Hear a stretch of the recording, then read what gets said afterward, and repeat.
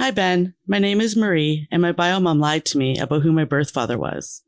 My secret is that with some serious digging and some serious help, I figured out who he is, but I have to keep it to myself. Today, The Secret Room presents My Secret Bio Dad.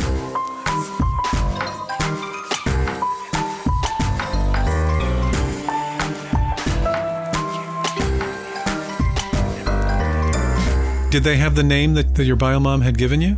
No, not even close. So she's potentially lying. Oh, yeah. Yeah, that's when I realized that, oh my God, this guy is a fake name, a fake story, and He doesn't even exist. Such a mystery. Yeah.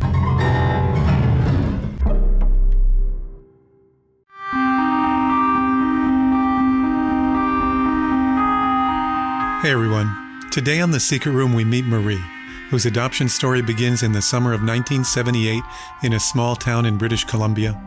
When little Marie was abruptly told she was adopted, it set her on a decades-long quest to discover her origin story. Along the way, she uncovered long-hidden truths, but there's one truth she learned that she cannot tell her adopted mom. What that truth is, and why it's a secret, is what brings Marie to The Secret Room today. Let's get started. Hi, Marie, and welcome to The Secret Room. Thanks, Ben. Thank you for having me. It is great to have you here. Thank you so much for joining me. Yeah. Your secret is about circumstances surrounding your adoption, right? That's right. And who does not love a good DNA ancestry story? I know I do. Yeah, that's true. Me too. Okay, so we're going to dig in.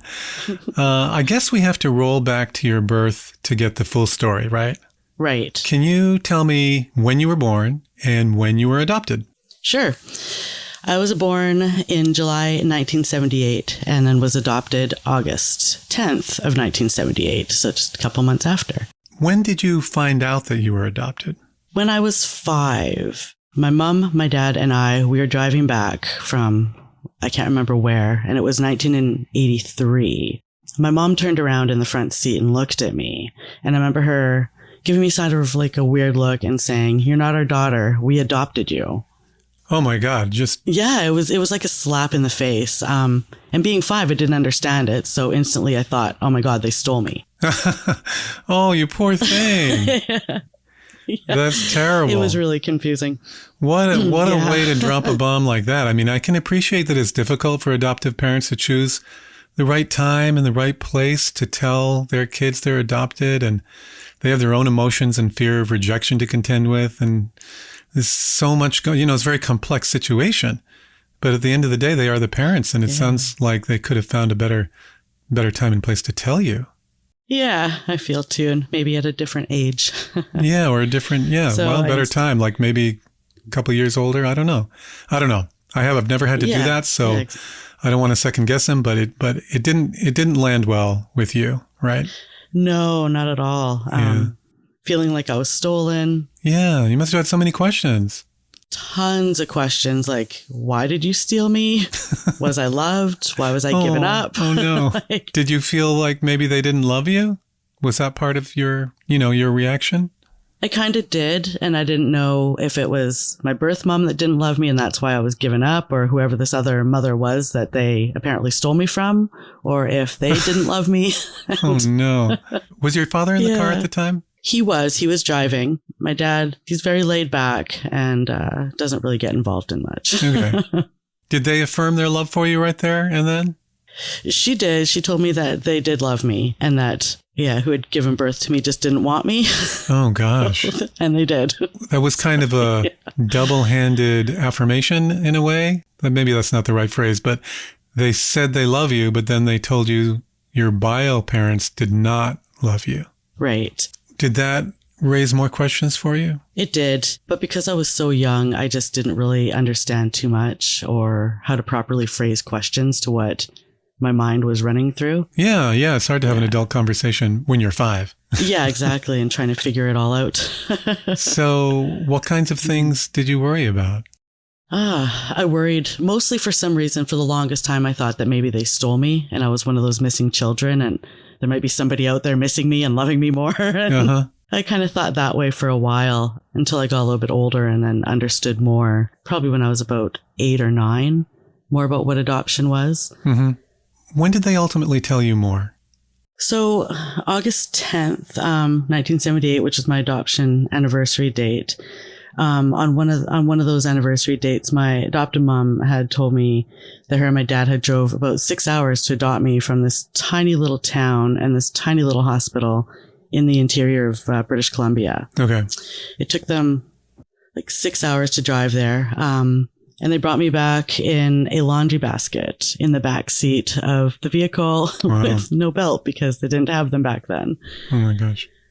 And on that day, my name changed from what I was named as a birth date to what my name is today, Marie. Did having this knowledge affect you? It was neat to know. And then they'd take me to this small town in the interior every year for whatever reason. And we spent a lot of time like wandering around the hospital and looking at it and stuff. And so that was kind of neat for me, but I'd always be scanning faces wondering like, am I related to that person? Oh, wow. Am I related to that person? Yeah. Trying to find people that looked like me. Because that's where your bio family is from. Yeah, exactly. Where you were born. Yeah. Did you look like your adopted family? No. The only resemblance I had, like we were all Caucasian, but my adoptive dad and I had dark eyes and a similar nose, but that was about it. When we were talking before the interview, you said that maybe you felt a little distant from your adoptive family and maybe like you didn't quite fit in, like you were an outsider a little bit. Yeah, definitely. I kind of grew up feeling that way. And it wasn't like there wasn't love between like aunts or cousins or anything like that, because the love has always been there. But I never actually felt like I belonged with them, which was an odd feeling for me. I always felt like I was the odd one out. And I never really clicked or had strong relationships with any of my family members. I see. But there was never any question that you felt like part of the family. And that, while you didn't click on, a very basic level, you did feel like you belonged there. I did feel like they were still family. Yeah. But just on a different level. And so I take it that you had a nagging need to know where you came from. I did, yeah. And I kind of grew up with this adoption group, and there was only, I think, 2 of us that were interested in where we had come from, and the other 3 or 4 kids just didn't really seem to mind. They were happy in their mind and in their body knowing where they came from. But yeah, there's 2 of them and I was one, and I was just super curious. Like, where did I come from? Who do I look like? What habits do I have with somebody else? Yeah, well, I guess everybody's different that way. And some people are content with where they're at and don't need to know. And others, like yourself, just have a burning curiosity to find out where on earth you sprang from. Yeah, definitely. Did you find any clues ever? Yes. When I was 11, my parents went out and I decided to look around the room for whatever reason. Underneath their bed, I found this silver box with a lock on it. Oh, no. Yes, somehow I was managed to pick the lock. Don't know how I picked it, but somehow I picked this lock with a bobby pin and started flipping through some paperwork in there and found a large manila envelope with my name on it. Oh my gosh. I'm going to do what anyone else is going to do. I'm going to open up this piece of paper, this manila envelope, see who the heck is in there or what the heck is in there. I'm dying to know. I mean, it's a locked silver box under the bed, and inside it contains a manila envelope with your name on it. Yeah, and slightly thick, so I was like, oh, there's some stuff in here. You must have been really nervous. I was nervous, but super excited too, and I was hoping it would give me a bunch of information or a bunch of clues to what was going on or who I was. Okay, and so you weren't nervous about finding out your origin story at all. I mean, it could go well or it could go badly. I mean, maybe you came from a dark place. It could have, yeah. And that definitely went through my mind even at that age. Mm-hmm. And I remember I picked up a book. I can't remember what it was called now because it was years ago, but it was basically a book that kind of prepares you for finding your adoptive family. Okay, so you have the unlocked silver box in your hands. Yep. You found the manila envelope. You must be shocked and excited. Yep. What did the paperwork reveal? I don't know if I could open a lockbox under my parents' bed. It might have something in it that I just can't unsee. But I'm not Marie. What she found is ahead. Stay with me.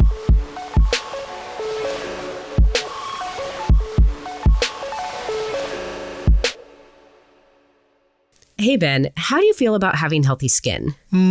Definitely a big proponent. How about you, Susie? For sure. I mean, come on, look at me. I know where you're going with this. We're both using great products from OneSkin. They're the first skin longevity company founded by an all-woman team of PhDs in skin regeneration, tissue engineering, and stem cell biology. Susie and I are both loving OneSkin, and we want to thank them for sponsoring The Secret Room. Go to oneskin.co and use code SECRET for 15% off. And I am really excited about this company because I think they've really hit on something. They developed OS1, the first peptide proven to reduce the accumulation of aged and damaged cells that degrade skin and hair health. Some of us that are of a certain age might notice more fine lines and wrinkles. I heard that. I'm just being self-reflective. Whatever, I'm wrinkly. And the patented OS1 peptide can get to work for you. I am using the OS1 face, which attacks those lines and wrinkles at the cellular level. Yeah, thanks for noticing my cellular level, Ben. Not speaking about anybody in the room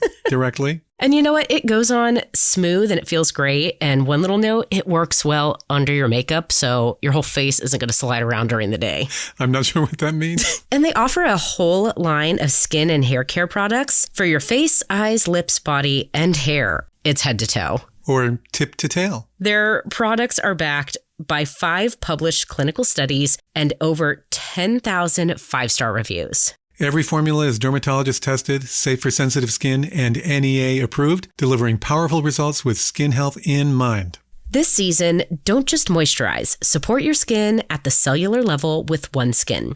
For a limited time, you can try OneSkin with 15% off using code SECRET at oneskin.co.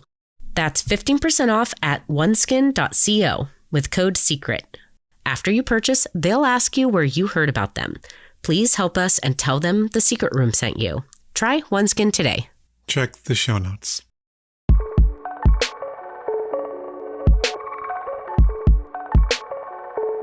And we are back as Marie is about to reveal the contents of her parents' silver lockbox that she found under the bed. So when I finally opened it up, started looking through it all, it gave me non-identifying information about my birth mom. So close. It gave me her age, where she was born, her hobbies, her likes, her dislikes, and and some allergy information. So I might know what my possible allergies are. Okay. And that's all it had. Did any of it align with you? Like, did you have similar interests or allergies? Or hobbies? The hobby part, definitely, because back then I used to horseback ride, and so did she. So one of her hobbies was horseback riding. Oh.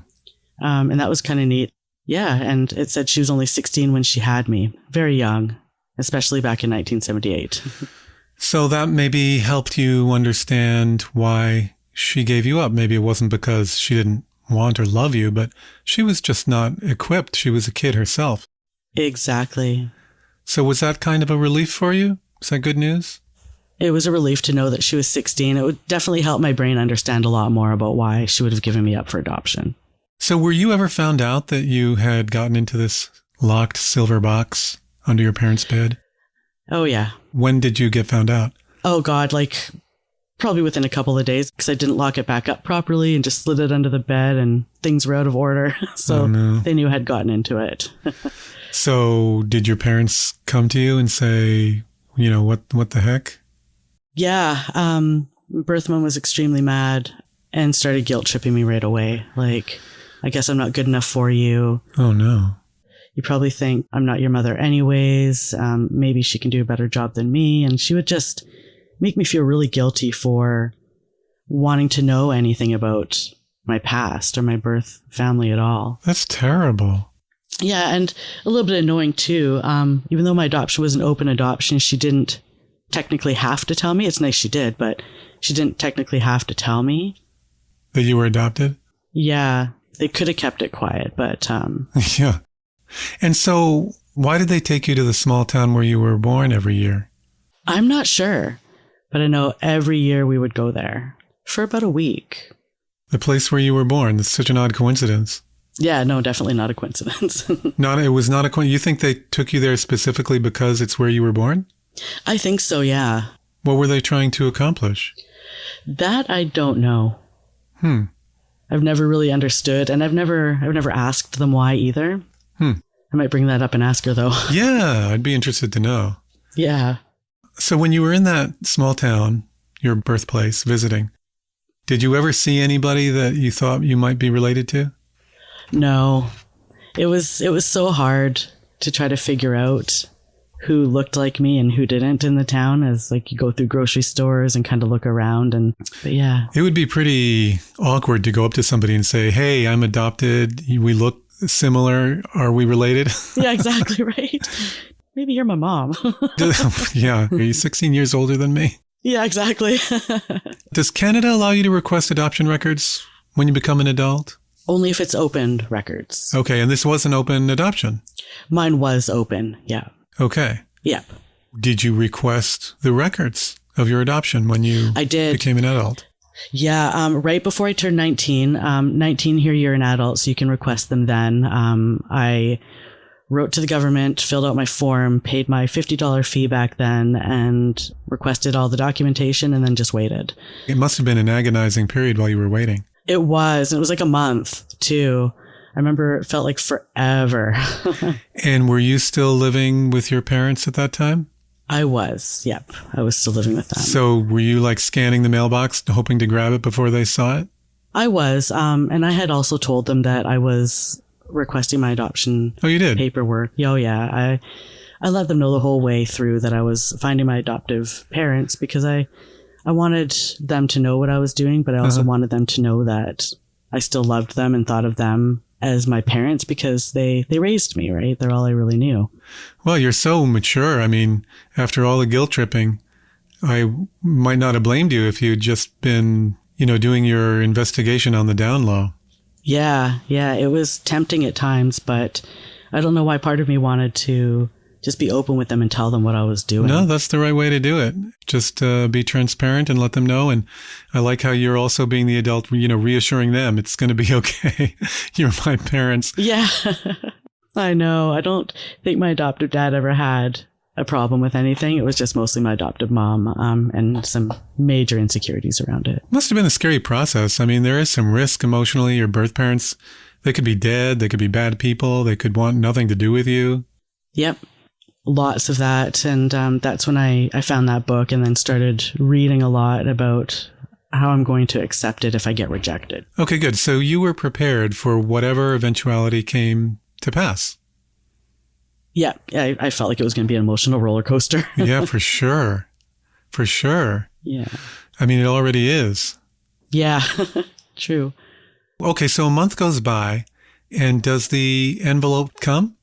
It does. It finally arrives, and I was so excited and tore into it. Wow, what's inside? It had similar information to what the original manila envelope I found had. The only difference was this time it had contact information for my grandparents. For your grandparents? Yeah, and they had kept it up to date. Just kept their information in there. So if I ever did look, then I'd have their contact number to be able to contact them and call and stuff. Oh, no kidding. So they were hoping you would reach out. Yeah.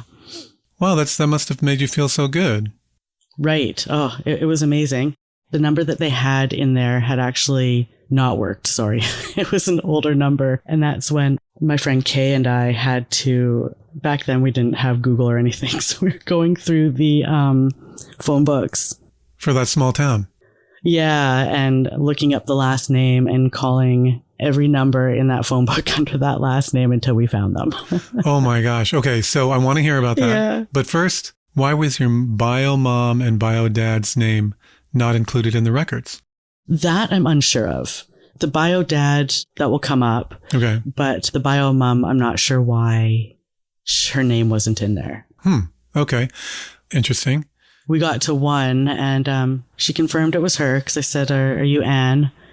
And she said, yes, I'm Anne. And so then I said, okay, well, in 1978, your daughter had a daughter, and that's me. Oh my gosh. Yeah, and I've decided to connect with you folks and meet my birth mom if she's open to it. And she was like, wow, I have been waiting for your call. Yeah, she didn't sound shocked. She didn't sound surprised or just kind of like, yeah, I remember. Yeah, I remember. Nonchalantly. I remember. Like, okay, cool.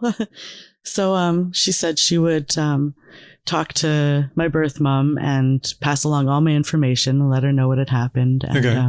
She'd get back to me when she was ready. You've read the book on how to be prepared for whatever comes your way. So were you, in fact, emotionally prepared for that answer? Like, she'll contact you when she's ready? Because it's a little bit maybe not as enthusiastic as you might have hoped. Like, yeah. I know she's going to want to talk to you. I know she'll call you soon. Maybe you would have preferred that answer. Yeah, I would have. But at the same time, I understood it's kind of a shock, right? It's like 19 years later, I just sort of reappear out of the blue like, hey, here I am. Yeah, random phone call. Hi, I'm your daughter. Yeah, exactly. Hi. Remember me? How would you describe your grandma's tone? Was she excited? Was she hesitant? I'd say probably more on the hesitant side of it. So yeah. How did you and Kay leave the phone call feeling? I was still super excited. We high-fived each other and we couldn't believe that was it. We found her because we had talked about it for years. Like, oh, one day I wonder what it's going to be like. Like, maybe they're rich. Maybe right. they're this. Maybe they're that. Right? You never know. Maybe they're famous. Well, that's great. And how nice that you had Kay to go on the journey with you. Yeah, she's been part of my life since I was 6. Oh. So she's been there for every part of it. So did your bio mom call you? She didn't. But a few days later, I received, or I guess maybe it was about a week later, I received a letter in the mail from her. What did she say? It was a really neat letter. She just sort of talked about the family and she sent me a photo of the family, what they looked like. And then in the letter, I got a letter within the letter from my little sister, Sally, which for me was super exciting because I grew up as an only child. So to find out from my birth side, I've got 2 brothers and a sister. I was like, wow, this is great. I've got siblings and a little sister, which was cool. Oh, yeah, super excited about that. Growing up as an only child was really lonely.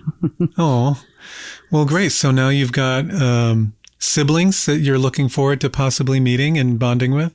Yep. And did she say anything about your bio dad? She didn't. I asked about him almost instantly. Mm-hmm. And she had said that when she was 16, she had met him. They had obviously had sex, had me, and then as soon as he found out that she was pregnant, he left. And then she gave me a name, so I tried to search for that name, and the name just didn't exist. I couldn't seem to find this fellow anywhere in Canada, like nowhere. No, so through my mind for part of it, I kind of thought, well, screw him, because he left anyways when she got pregnant, and she was too young, couldn't do it on her own, so I got given up for adoption. And I just kind of thought, well, maybe he's not the best type of guy. And is he somebody I really want to meet or have in my life? But of course, I'm curious. We'll get back to your investigation as to who your bio dad is. Yeah. But I wanted to ask you first about, your developing relationship with your bio sister. Yeah. Did you talk to her or meet her? We did. We talked quite a bit, sent a bunch of letters and pictures back and forth. Mm-hmm. And then about a month after that, I flew her from the small town down to the city. And she spent about a week or 2 with me and we got to know each other. And it was a ton of fun. Oh, that must have been amazing. So you met your bio sister before you met your bio mom. Oh, you know what? I did. Yeah. I met Sally first. She had told me they were sitting around and they loved watching 90210 back then, as everybody did. And Ian Ziering, I think it is, was trying to find his birth family in the show. That's when my birth mom kind of broke down and they looked at her like, what the heck's going on? And she just broke down and told them that, you guys have got a sister. Oh my gosh. And, so the way your birth mom, Lisa, told her kids that you had appeared and that they have another sister was at the hands of a plotline in Beverly Hills 90210. Yeah. She told them, well, you guys have a sister. Now, your mom was 16 when she had you, so I'm going to guess you're the older sister out of the group? I am the oldest. I got accepted by all of them except for the oldest son because he was the oldest. And then when I stepped in, I became the oldest. You were the oldest. He didn't now. like that. But oh, no. Yeah. Okay. But he came around to the idea of having you as an older sister. He did, yeah. That's great. So you've got you've got a younger sister and 2 younger brothers. Yes. At some point, I guess you went up to the small town and you met the whole family? I did, yeah. That's when Kay and I took the drive up to there, got our motel and set up, and then went over to the address that they gave us. And we'll find out how this first in-person meeting goes in just a moment. And coming up, Marie's confronted with some conflicting evidence about her bio dad's identity, which sets off a chain of events leading to her secret.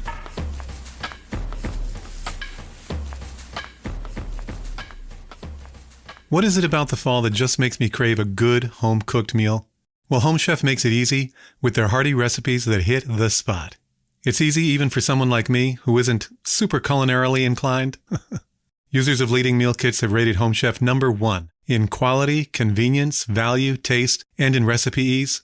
For a limited time, Home Chef is offering you 50% off and free shipping for your first box plus free dessert for life. Go to homechef.com/secret. The first thing you'll do is take a short quiz so Home Chef can personalize recommendations to exactly what you want. You can enter nutritional and dietary preferences along with foods to avoid. And presto, so many options for you. Then you can select meals by cook time, difficulty level, spice level, or more. Or like me, just go by the picture. But the last one can be hard because all the meals look just amazing. We made the classic chicken parmesan and cheesy zucchini at my house. It took 40 minutes to prep, just as promised. And just a note, it was rated as expert level, which must make me a master chef because that was not hard. So for those of you that are not that kitchen inclined, I'm looking at you. Plus, it's affordable. Home Chef customers save an average of $86 per month on groceries. For a limited time, Home Chef is offering you 50% off and free shipping for your first box, plus free dessert for life. Go to homechef.com/secret. That's homechef.com/secret for 50% off your first box and free dessert for life. You must be an active subscriber to receive free dessert. homechef.com/secret. Check the show notes.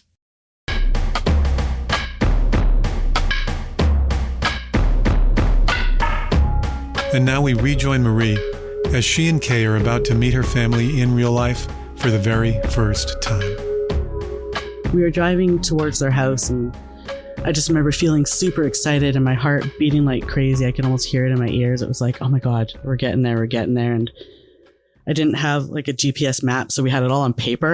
Right. So we're like, oh, I think we turned right here. I think we turned left there. Back in the day. And we found it. Yeah. And then before I knew it, we had arrived there, and I was like, oh my God, okay, we're here. They lived in this little trailer, but they had some horses and a lot of property around it. And it was just so cool to walk up there, and they were looking out the window, and I saw Sally came running out the door first and just gave me the hugest hug, followed by my birth mom, who had crazy tears in her eyes, which made my eyes tear up too. Oh. And just looking at my birth mom's face and being like, wow, I look like her. And then my 2 brothers and then their dads. So I've got a different father than my siblings. So there's a stepfather in the picture, but he is not your bio dad. That's right. Okay. Did you take pictures? What did you do? We did. We took some quick pictures, did a bunch of hugs, and then we kind of flitted around all over the place. Went to some grandparents' house, uncle's house. And the town's so small, so everything was like literally within 5 minutes drive of each other. And it was really neat. Were they the grandparents that were listed on the adoption records? They were, yeah. The same grandparents. Wow. So you had already talked to them? Yes. And it was like, hey, nice to meet you in person. Yes. I remember my grandmother, she always was a little bit reserved. When my birth mom first found out that she was pregnant with me, she had wanted to keep me, but my grandmother was, you're too young. You can't. You've got to give her up for adoption. Yeah. So I don't know if she kind of was holding on from feelings from that, but my birth grandfather was very accepting. very welcoming. He was like a Santa. He would just make all these wooden toys and like really cool wooden toys that would move or roll and little doors and windows that would open or close. And it was like a Santa's workshop there. And he was just super, super welcoming and yeah, very loving. Did he have a long white beard? No, I wish, but he didn't. No elves helping him? Nope, no little elves. Well, that's a really beautiful story so far. Yeah. You now have a group of people, family, that you connect with in a different way than you do with the family that raised you. Yeah, definitely. You notice some similarities in your appearance. Anything else? Our handwriting, the way we spoke, our mannerisms. And it was funny, even between like my siblings, even like one of my brothers and I, if I put all my hair up into a baseball cap and he wore a cap at the same time, we'd look identical almost. It was really funny. Oh, wow. It was almost like looking in a mirror and being like, wow, like this is my blood. Like I look like them. We're similar. And it was just, it was so surreal. Now you've got this shadow lingering over you though, about how your mom, the woman who raised you, is going to feel about all this, because she's been guilting you, right? Oh yeah, the whole time. So it was always constantly just in the back of my head, this little thundercloud that was like, oh, something's going to rain down on you soon. And just constantly having that in the back of my mind, wondering, well, what's she going to say to me next? Yeah. Is she going to be super choked when I get home? She wasn't interested in coming to meet anybody or wanting to have like any part of that. Did you reassure your mom? Oh yeah, constantly. Well, that must have been hard. It did. It hurt because I really wanted her support and I wanted her to be part of it and to like meet my birth family and, you know, maybe even thank my birth mom for having me and giving me up for adoption, because without that, she wouldn't have been able to adopt me, right? And yeah, that's actually a really good point. Well, yeah, right. And I kind of wish it had played out differently than it did. Yeah. Yeah. We've still got a puzzle piece missing, and that is your bio dad. Yep. You must have asked your bio mom about him some more. Yeah. I tried to ask her about him quite often, and she was always really sort of almost secretive. I felt like she wanted to tell me, but something was stopping her from telling me.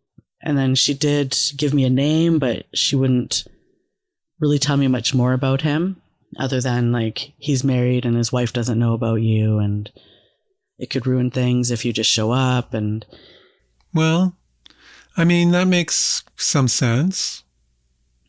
Yeah. You don't want to go blow up somebody's family.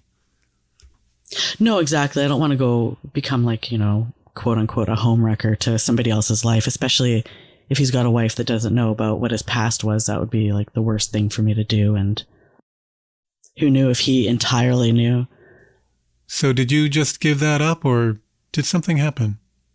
It was always in the back of my mind. And then on my birthday in 2021, well, I had gotten this job before then and was working with this lady, and I had talked to her quite a bit about my adoption story and telling her about my birth mom, how I found them, and that my birth dad's story, and I don't know who he is, but I've given this name and I've looked and I swear this guy doesn't exist. And she was huge into all the DNA stuff. So for my birthday, she gifted me a 23andMe.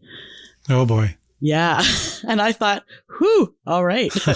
Couldn't wait to go home and get this thing started. So I went home and I read all the instructions, and I can't remember what it was now, but I think it was the next morning I had to like spit into the tube or something and send it off. So did that. And then I had to sit and anxiously wait because those things take forever to come back. How long does it take to get the results? About a month. And then I finally got a notification that everything is set up. You can go ahead and take a look. And I'm like, oh my God, okay, this is it. I'm gonna go look. And oh, no. Deep breath, went to look, and fucking nothing. Nothing. Nothing. There was like DNA matches from people that were like fourth or fifth cousins that, you know, I'd like just nothing helpful. And I thought, shit. Well, that sucked. And there was just, not even like a close first cousin or anything like that in there. And there's this spot. So when you're setting up your 23andMe, you can go to the bottom and kind of put like a this is me. This is what I'm looking for. This is what I'm trying to gain. So I wrote him just trying to figure out who my birth dad is and try to connect with him. And if anybody can help, let me know type deal. And when you say who your birth dad is, you just have the name that your birth mom gave you. Yep. And I put his name in there and whatever little information I knew, which was basically just his name. Yeah. Did anybody respond to your call for help? Yes. It was October 11th. This fellow who's a super distant relative of mine named Nick reached out to me on the 23andMe and sent me a message. Did you know him already? No, total stranger. Just saw me pop up as a new relative lead and clicked into it, read my bio. Instead of Sudoku, Nick likes to solve DNA stuff. So he's one of those like genetic genealogy guys. It's a hobby for him. Yeah. So this is his bailiwick. Yeah. So I lucked out. He's ready to leap into action and find your bio dad. Is he ever? And given that Nick is related to you, what relation would your bio dad be to Nick? Nick came mostly from my birth mother's side. Okay. But he's heard your call for help and ready to jump in. Yeah. So we had a little conversation and he wanted my passwords for 23andMe and then asked that I also get the ancestry test. I guess the ancestry dives a little bit deeper into stuff and lets you build better family trees and whatnot. Okay. And we'll give out better hints so you can kind of link your story together. So I did that and then waited another month. Oh my gosh, I'm getting nervous again. I know. It's all this waiting and waiting and waiting. And everything's a month. I know. It's just like, oh my God. So then that finally came back, messaged Nick right away and said, okay, it's back. Let's do this. And then on this one, it was really exciting because I had my first cousin, Brenda, pop up. And I was like, oh my God, it's my first cousin. Oh my God. And it was the first time I had somebody with that close connection. Brenda is one of my birth dad's brother's daughters. Okay, so we've got some more clues. Yep. Nick worked on it for like, another month. And he grew my family tree into like hundreds and hundreds of people, all the time telling me, don't contact Brenda. Just leave it for now. Leave it till we figure out some more stuff. But I was dying to like reach out to her. But does Brenda get information that you were there on her account? She does, yeah. So she did not reach out to you? No, I haven't had any deep conversations with her yet. But in the future, we have plans to meet up. So I don't know what her thoughts were when she saw me, but she might have been like, who's this person? She doesn't even have the same last name as us, right? Yeah. And so Nick grew my family tree into just hundreds of people. Like, it's huge. When I look at it, it's so overwhelming. I'm just like, holy cow, what the heck? And finally narrowed it down to 4 men. 2 who might be your father. Yeah, one of them was going to be my biological dad, but now I had to figure out which one of the 4 guys was going to be my biological dad. How were the 4 men that could possibly be your dad, how were they all related? They're all brothers. They're brothers. Yeah. Wow, 4 brothers, and one of them is your dad. So says Nick. Yep. Okay. And so, did they have the name that your bio mom had given you?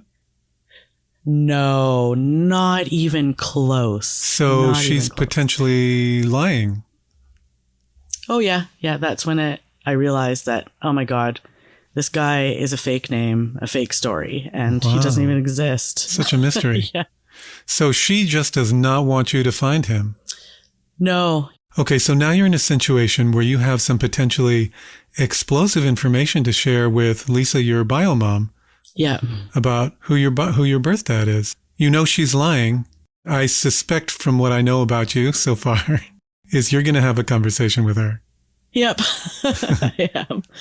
Okay. Instead of calling her, I picked up my phone and I sent her a text message and just said, hi, Lisa.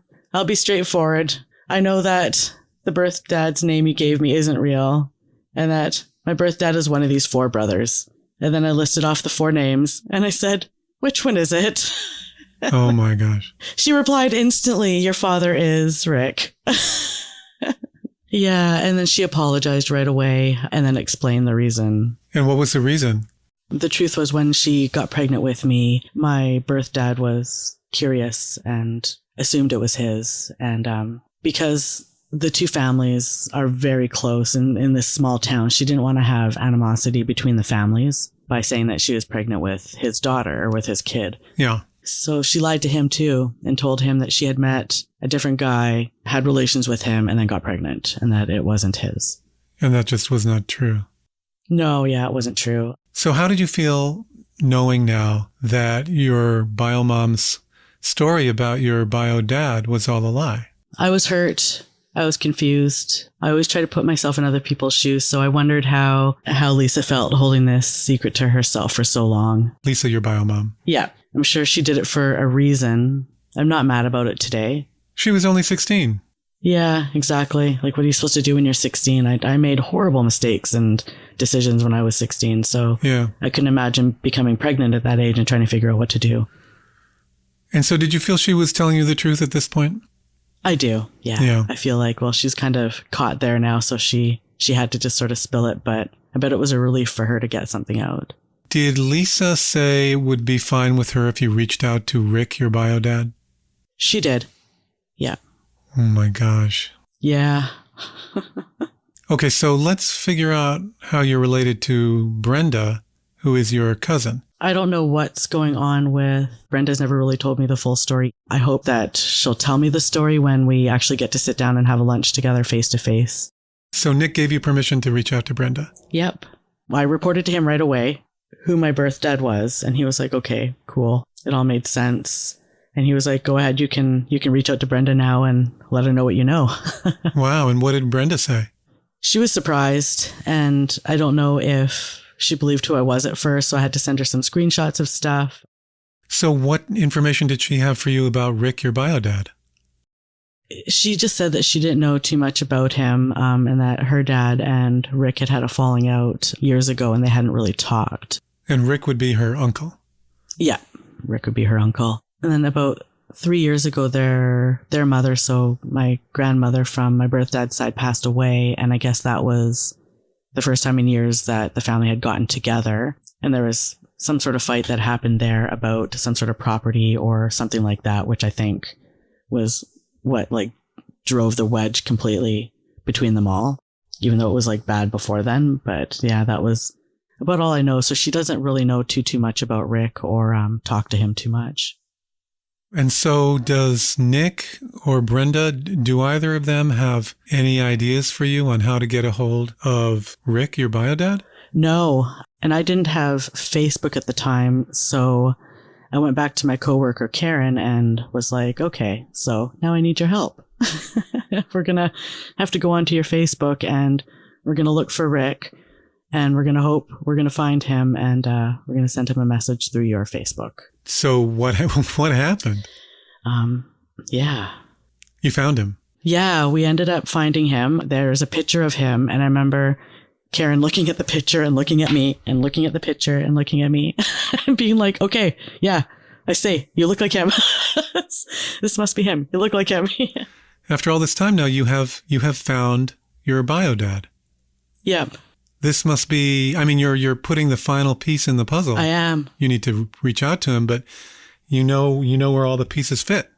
Yeah, we're so close. And now I have to send him a message on Facebook. Okay.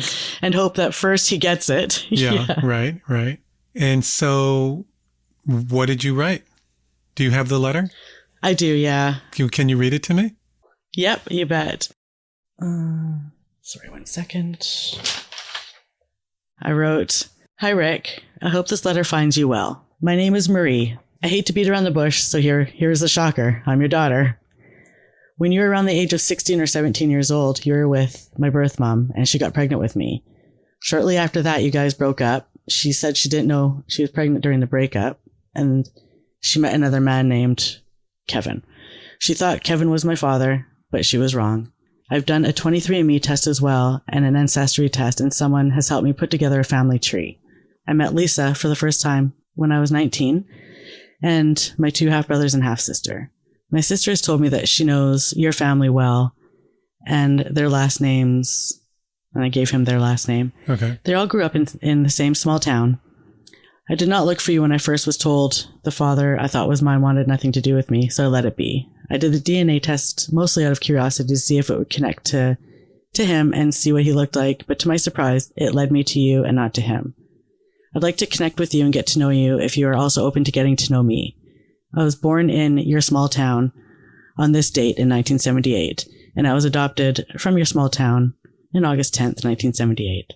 And now I live with my long-term boyfriend and my son, who is now 18. I'm sorry if this is a shock to you. I've always known I was adopted, but this is the first time you're finding out you have a daughter out there. I hope to hear back from you, and you can contact me at, and then I left him my contact info. Oh my gosh, wow. This is amazing. Yeah. You must have been just like trembling when you were clicking send on that message. I held my breath, and I just thought, oh my God, this is going to take forever. I hope he gets it. Because, sometimes Right. you send messages in Facebook and they end up in La La Land, and I thought, what if he never sees it? Yeah, yeah, it could happen. So, yeah. I'm dying to know, how long did it take for him to respond, if he did at all? He did a few hours later. So Few hours. a few hours, yeah. Great. What on earth did he have to say?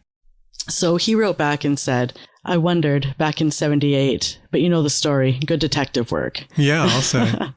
His mind must have been blown. Exactly, yeah. And then I remember saying to him, how do you feel about this? Like, what's going through your mind? And he said, it's still surreal to me. I remember seeing Lisa's tummy grow, but she was adamant that you were somebody else's. I still had a lump in my gut for months. Oh. Yeah.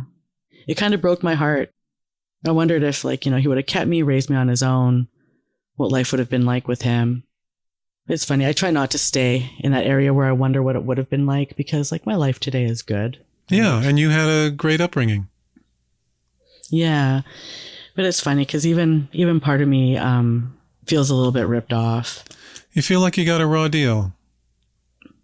Well, yeah, because, it's 27 years that I could have gotten to know him that I didn't get to know him because I was searching for this other guy that just didn't exist. Oh, boy.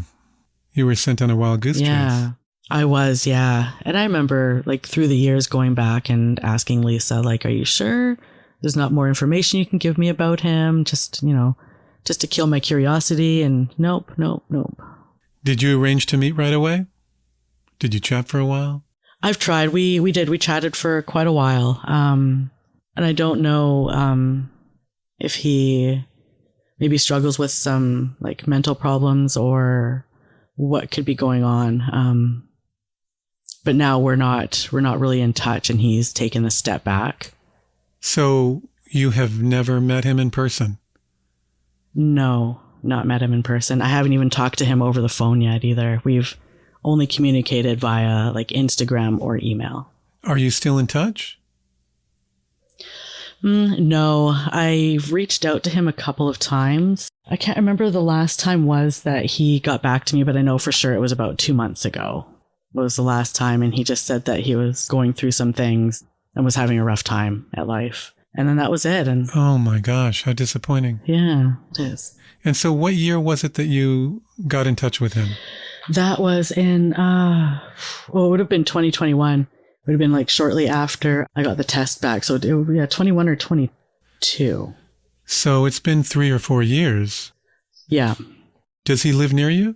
No, he still lives in the small town I was born in. That's not very far from where you live now. No, it's about a 6-hour drive. I've offered to him a few times, we're willing to come up there, stay at a hotel overnight. We don't have to do a big meeting if you're nervous. We could just do a quick coffee or a dinner, lunch, whatever is going to make you comfortable. Let me pay. But he's not very open to meeting in person or even talking on the phone, and I don't know why. He never give you any reason why he's keeping you at arm's length? No. And I've never really worked up the guts for whatever reason to ask him why he's keeping me at arm's length, but knowing me now, you know that I want to ask. And then I also worry if me coming back into his life would have sparked something that he might have felt all those years ago. Oh, it's so hard. You're a little bit in the dark there, aren't you? Yeah. You've got a third family out there. I do. We know he has 3 brothers. Yep. Does he have any children? He does. So from his side, I also have 2 more stepbrothers and a stepsister. one of the stepbrothers is in jail, so I'll probably never meet him. Mm-hmm. And the other stepbrother is not open to meeting me. And, well, I shouldn't say step, I should say half. And then my half sister is also young. I believe she's just in her early to mid 20s right now. But her mom and Rick don't get along, so she doesn't let her daughter talk to Rick, which is going to put the void in between her being able to connect with me. So you've discovered who your bio dad is. You've made contact over text. Yeah. But you have not met him, and you have not met his children, who are your half-siblings. Yeah, that's right. And they all know about me. I think as soon as I had messaged Brenda and told her who I was and what was going on, Rick had mentioned to me that, oh, everybody knows about you now. It's spread like wildfire. So I know that they all know about me. Brenda had mentioned to me that my half-sister's mom wanted to reach out and talk to me, and I was totally open to that, totally fine with that. If she wanted to, she could. And then she never did. So did the book that you read at 15 prepare you well for the way this is all rolled out? It did. Because there's been a lot of joy and a lot of great discovery, but there's been some disappointment too. There has, yeah. So, and then being adopted, I think that just mentally I know that it can go any way. Just people are so different where how they're either accepting or not accepting, or sometimes they're just in shock and it takes a few months to process information too, right? Yeah. Does Lisa, your bio mom, know that you have found your bio father? She does, yeah. She's totally fine with it. She's actually asked, how is he doing? And Rick has asked, how's Lisa doing? Okay. So they were both like, hoping the other one was well. Well, that's nice. That's very nice. Yeah. Do the parents who raised you, do they know that you have found your bio dad? No. So your secret is that you found your bio dad, but you can't tell the parents who raised you because they will feel like you don't love them? Yeah, what my main concern is, my adopted dad and I are very, very close. Growing up, he was like a best friend, and the last thing I want for my mom to do is tell him, like, she doesn't care about you. She doesn't view you as her dad. Oh, boy. Yeah, my adopted dad's getting quite old now. He's in his 80s. Memory is like slightly going. Uh-huh. So that's the last thing I want him to think or even have in his mind, that I've like found a birth father that means more to me than he does. And just the way that my adoptive mom is, I could see her manipulating that situation and just planting negative seeds into his head. What a bummer. So this is a decision that you've made. It's a decision I've made. I've told nobody in my family about it. My close friends, of course, know, and the lovely lady I worked with. Can you be sure that no one will tell your parents that you found your bio dad? A lot of people are kind of read in. Yeah, I just because I'm not close with the rest of my adoptive family, even my voice, I don't think they'd be able to even recognize my voice on here. Okay. So for someone listening to this podcast or finding out, I'm not worried about that at all. I don't even think they'd make a connection to it. Are you prepared if they do find out? Yeah. If they do, they do. And I'll explain my reasons why. And I know she won't accept them. And it would turn out to be a really big deal. And I know she would take it as an attack against her again. Oh, boy. Despite all the reassurance you've given her over the years. Yeah, it just didn't matter. And I think that's part of like her own insecurities. And I don't know if narcissism plays a part in that as well. She should be reassuring you. She should be saying, go discover where you're from and just know that we will always be here to love you, as you go on this journey. Yeah, you'd think, right? And you'd think she'd want to be part of that because it's been an interesting ride, and just especially the last part with all the DNA stuff and then meeting Nick and how he's put it together. Like, I would have loved to be able to sit with her and show her everything, show her my family tree and be like, look at this. This stuff is amazing. It's huge and it's so interesting. But yeah, I'll just never get the chance to do that. Did you meet Nick in person? I haven't, no, because he's in North Carolina. We don't really talk too often, but I try to once a month send him an email just to touch base and just say, hey, this is where I'm at now. This is what's happened, just so he knows what his work has done for me. Oh, that's great. And what is your exact relationship with Nick? Ooh, I can't remember, but we're like seventh cousins or something like that. Okay, distant relative. It's like way down the line. Okay. Yeah, very distant. So have you thought about reaching out to your bio dad's brothers? I have, but what my sort of game plan is just to connect with Brenda first, find out more information. I already know they all know about me, so I was hoping in the next couple of months to get up to the town and meet up with Brenda, have lunch. I've told her that when we do this, that if anybody else in the family wants to come, if they're curious, like, please bring them. Have your parents met your bio mom? They have. They've met her twice. Oh, wow. How did that go? It went good, but my adoptive mom can put on a really good, happy, smiley face and act like everything's hunky-dory when she needs to. They met, they shook hands. And yeah, it was maybe only like a 10-minute meeting. They were coming through town, and I just sort of said, hey, listen, my birth mom's coming through town. Would you like to meet her? Like, I think it would be really good that you can say hi to her. I'd kind of hoped that they would have a relationship at some point or talk to each other since, one's a birth mom, one's my adoptive mom, but they never did. Where does it go from here? From here, my next step is just to meet up with Brenda, and I'd like to get to know more of my birth dad's side of the family. I did reach out to my birth dad like 2 months ago, so I'm going to wait another month and then I'll reach out to him again and just see if things have changed in his world. I don't want to be super pushy, especially if he's going through his own demons right now. It's a relief in my mind to have Brenda there. Like, we're on each other's Instagram, so it's really neat because she can see my life and I can see hers, and we look alike. So that was neat. Your story, Marie, is mostly very positive. You've gained insight into your past. You know just about everything about where you came from, and you maintain close relationship with your parents, and you have this new family and potentially a third one too. Yeah. Yep.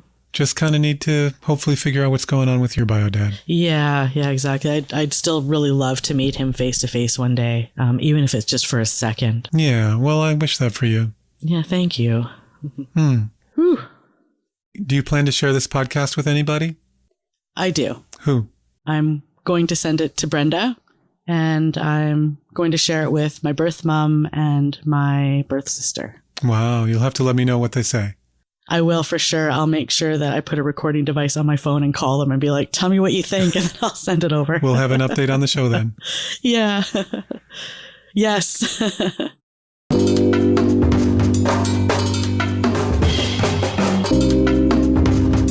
Why did you want to tell your secret? I just felt like I wanted to get it off my chest. And because I love your podcast. Oh, thank you. Yeah. Well, Marie, thank you so much for sharing your story with us.